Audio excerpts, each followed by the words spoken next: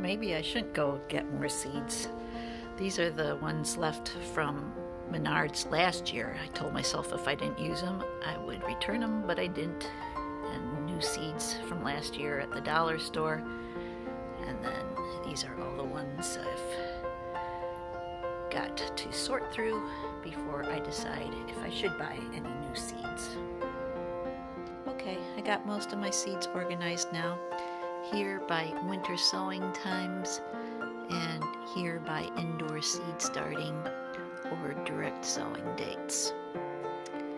And I still have, even though this is far more than I'll be able to plant this year, I have a short list, about 3 kinds of seeds that I would like to still buy.